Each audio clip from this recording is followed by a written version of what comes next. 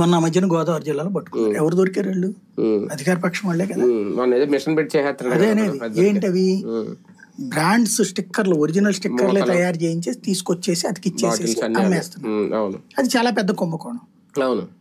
అది చిట్ట చివరి తింటాం అంటే ఇప్పటికి ఇన్ని రకాలు తినేశాక ఇంకా చాలా ఆవురు బంది తింటున్నారు. ఇప్పుడు ఏం జరుగుతున్నది, అనేక మంది ఎమ్మెల్యేలు గోవా నుంచి లేదంటే కనుక మన దాని పేరేంటది పాండిచ్చేరి నుంచి లారీల కొద్దీ బాటిల్ తెప్పించుకుంటున్నారు. నాన్ ట్యాక్స్ లెక్కర్ బెల్ట్ షాపుల్లో దొరుకుతున్న మద్యం అవే. ఈ చేస్తున్నది అధికార పక్షం వాళ్ళే. రెండో పక్కన మద్యం దుకాణాలకి అవి అంటగడుతున్నటువంటి పరిస్థితి వాళ్ళ చేత కూడా. బెల్ట్ షాపులు తినేశారు, బార్లు, ఇవి ఇన్ని రకాల మద్యం తింటున్నారు. జనానికి కనబడుతుంది. దీన్ని డైవర్ట్ కావాలంటే 4 కాన్సెప్ట్. ఇది రేపు పొద్దున నెగిటివ్ అవుతుందని తెలుసు వాళ్ళకి. దీన్ని అసలు ఇట్లా ఆలోచించకుండా ఉండాలంటే ముందు నుంచినే రివర్స్ గేమ్. ఏమని అంటే జగన్ తినేశాడు, జగన్ టైంలో చచ్చిపోయారు అంటే ఇప్పుడు చచ్చిపోయిన జగన్ టైంలో చచ్చిపోయిన వాళ్ళు 30,000 మంది. ఎవడు చెప్పాడు? ఏ కాగితం ఇచ్చింది? నువ్వు అప్పుడు నిద్రపోతున్నావా? నువ్వు అధికార పక్షం కదా, వెళ్ళాల్సింది కదా వాళ్ళ దగ్గరికి, వెళ్ళి చూపించాలి. ఎవరికి చూపించావు నువ్వు?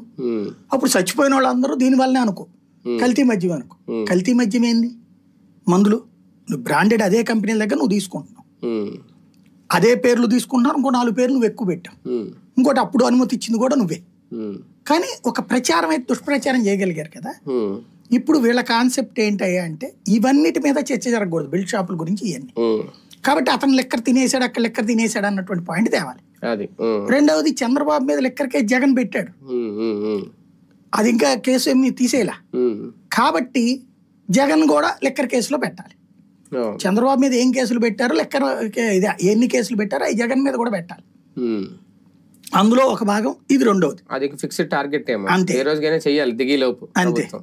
అందుకోసం చేస్తున్నటువంటి తప్పించి వాటిట్లలో లెక్కరు ఎవడు కంప్లైంట్ ఇలా మా దగ్గర డబ్బులు తిన్నారని వీళ్ళు ఏం పట్టుకున్నారా అంటే వీళ్ళు దాన్ని అడ్డు పెట్టుకుని చేద్దాం అనుకుంటున్నది ఏంటంటే ఒక స్ట్రాటజీ వల్ల వీళ్ళ వ్యూహకర్తలు ప్లానింగ్ అయి ఉంటుంది. అది దాన్ని ఏమంటారు, షాపులు, వీళ్ళ వ్యాపారాలు ఉంటాయి కదా, జగన్కి సన్నిహితంగా ఉండే వాళ్ళందరి వ్యాపారాలని ఈ వంకతో వాళ్ళ డేటా అంతా తెప్పించుకోవడం.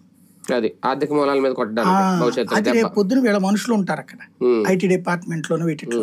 ఇందులో ఏమైనా ల్యాబ్సెస్ దొరికితే దాని ద్వారా వాళ్ళతో వేయిస్తారు. లేదా ఈ లోపు అందులో ఏమైనా ల్యాబ్సెస్ దొరికితే వీళ్ళే పట్టుకుందామని వీళ్ళు ఆడిటర్లు గిట్టర్లు చాలా పెద్ద టీంతోనే చేశారు అంతా. కాకపోతే ఏమీ దొరకలేదు కాబట్టి మిథున్ రెడ్డి దాంట్లో, లేకపోతే ఆ కాగితాలు చూపెట్టేవాళ్ళు కదా వీళ్ళు. ఏమీ దొరకలేదు, అదే 50 లక్షల రూపాయలు 50 కోట్ల రూపాయలు అన్నారు ముందు. అది కూడా వెనక్కి వెళ్ళి ఫైనల్ గా వచ్చేటప్పటికి లంచం అని ప్రూవ్ చేయడానికి ఏమి లేదన్నదే కదా. హియర్సే ఎవిడెన్స్ కాన్సెప్ట్ తోనే మూవ్ చేస్తున్నారు వీళ్ళు. ఏంటంటే కొంతమందిని బెదిరేశారు, చిన్న చితక ఉద్యోగులు ఉంటారు చూడండి, లేదా పెద్ద ఉద్యోగమే చేశారు కానీ వాళ్ళ ఫ్యామిలీ బ్యాక్గ్రౌండ్ పూర్గా ఉండేటటువంటి మిడిల్ క్లాస్ వాళ్ళని బెదిరేసేసి 4 జైళ్లలో పెట్టారా, వాళ్ళని వేధించారా, హెరాస్ చేశారు. చేసేటప్పటికి మీరేం చెప్తే అది చేస్తాం సార్ అంటారు కదా. అప్పుడు వీళ్ళే ఒక కాగితం రాసేసి అది లీగల్ గా అదేదో లీగల్ టీం ఢిల్లీలో కూర్చొని చేస్తున్నట్టు ప్రిపరేషన్ అంతా వాళ్ళు రాసిస్తారు. దాని మీద